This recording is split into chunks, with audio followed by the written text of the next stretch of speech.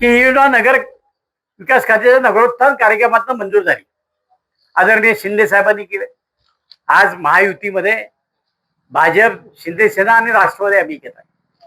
आमचं योगदान आहे. आम्ही पत्र दिली आणि त्याच्यामध्ये मोलाचं काम केलं. इथं मुबीन भैया यांचा राम आहे. पूर्वी ते सगळं पाणी इथं खाली कातकरी वसाहती तिथं आणायची. तिथं मोठ्या उंच टाक्या बांधायच्या आणि लिफ्ट करून वर न्यायचं आणि मग चाकण शहराला पाणी पुरवणार. आपल्याला माहिती, लाईटचा भरोसा नाही. अशा परिस्थितीमध्ये आलेलं पाणी लिफ्ट करणं इतकं सोपं नाही. आम्ही त्यावेळेला सांगितलं की WMDCची 4 एकर जागा आहे. पूर्वी चाकणची पिण्याच्या पाण्याची टाकी ती आहे, ती 4 एकर जागा आम्ही मिळवून दिली. ती जागा तुम्हाला मिळाली. आज तिथं जलशुद्धीकरण केंद्र झालं, तिथे टाक्या झाल्या. चाकणला सायपननी पाणी येणार आहे. आज चाकणकरचं हित आम्ही जोपासलं. शिंदे साहेबांनी आमच्याच सरकारमधले घटक आहेत, त्यांना नागरिक विकास खातं त्यांच्याकडे त्यांनी मदत केली. आम्ही त्यांना धन्यवाद दिले.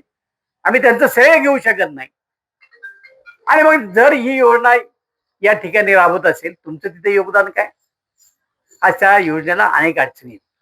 परवा आम्ही स्वतः इथे गणेश पोत्रे आहेत,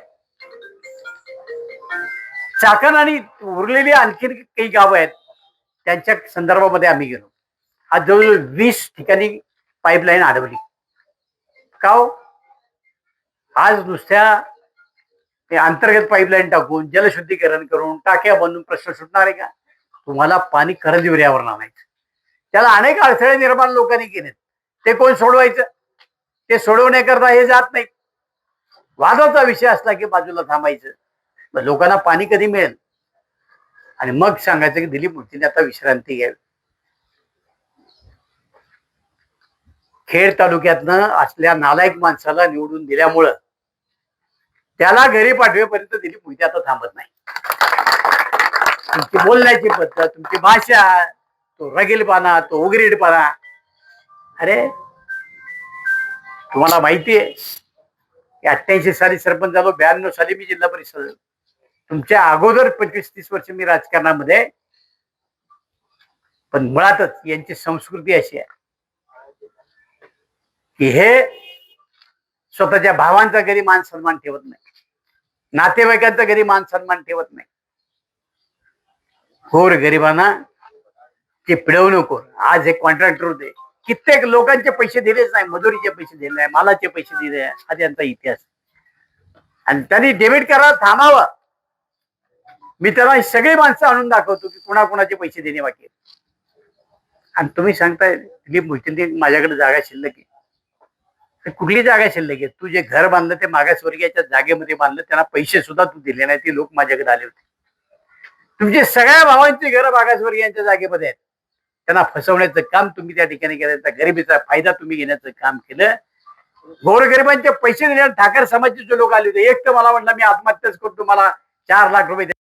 आज येथे 28 तारखेला साक्षी पुराव्याची तपासणी, त्याच्यानंतर फार फार तर 2 तारखा होती.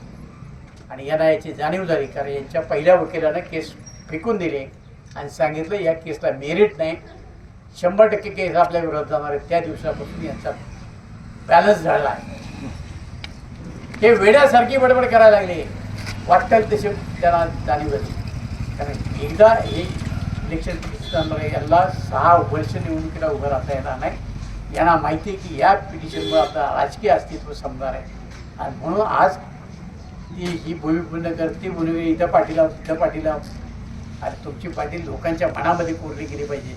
अशा पाट्या लोक आता भंगारवाल्याला दुसरा काही धंदा नाही. आज पाठी लावली की दुसऱ्या दिवशी ठेवत नाहीत. तुमच्या पाट्या अशाच काही राहतील असं काही नाही.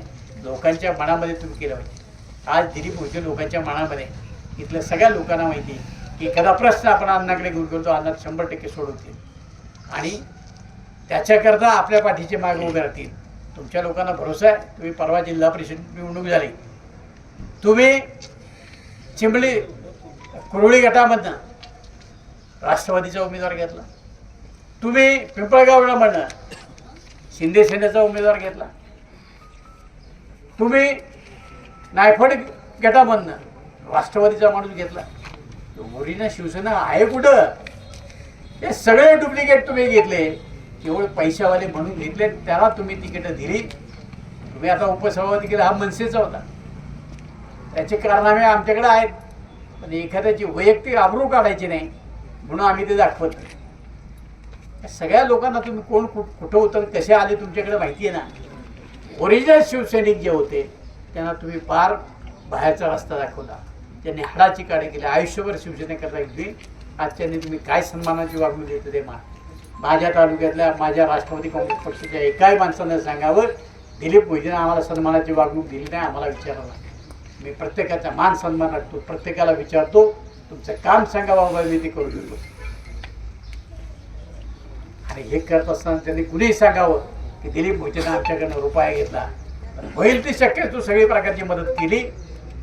यांनी काय केलं? आणि म्हणून माझी आपली सगळ्या पत्रकार बांधवांना विनंती राहणार आहे,